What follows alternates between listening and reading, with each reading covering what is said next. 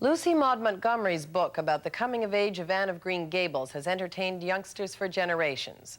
The story, set in the red clay province of Prince Edward Island, is soon to be a major television movie. The only snag is that most of the film was shot in Ontario, and some people in PEI are miffed at the notion. This report was prepared by Kathy Large of CBC Charlottetown. Action. Keep it slow off the top. When you get down to the bottom of the road, pick it up. Okay, keep tighter to the right, Gertie. Tighter to the right, sit up straight. Most of the action in this TV project has taken place in the studio, in Scarborough, and in Uxbridge, Ontario, not here at Green Gables. This is the place where thousands of people come each year to satisfy their desire to come closer to Anne's imaginary exploits. But film directors have to be practical, and that was what made up Kevin Sullivan's mind. Almost two-thirds of the production is in our interior, so we made a decision at that point that it would have to be shot pretty much in studio. It would be impossible to use real historic buildings. Anne is such a well-loved character that anyone in costume draws a crowd of admirers, especially at Green Gables. And Megan Follows, who stands to make her mark as Anne, isn't taken aback by the criticism. I'm not surprised by it, but I think in the long run, I mean, I know the story is very special to the island because it is an island story, and it is something that this island is very proud of, and rightfully so. But I think that I know, at least that anyway, that everyone who was on the production was very committed to doing the best job they could, and I know I have been.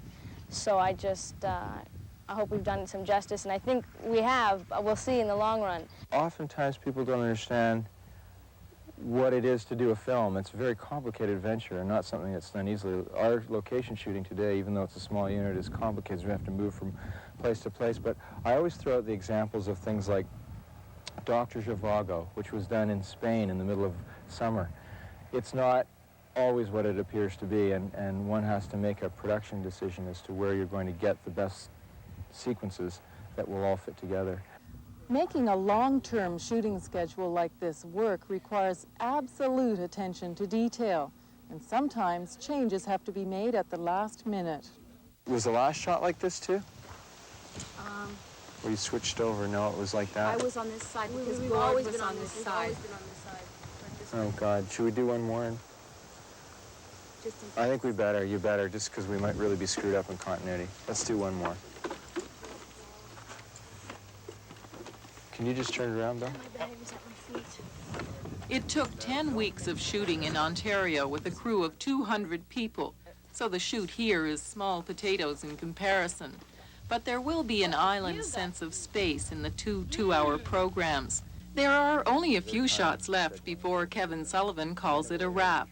The company's already produced a rough edit, but we won't get to see the results on TV until the 1st and 2nd of December on CBC television. In Cavendish, Prince Edward Island, I'm Kathy Large for The Journal.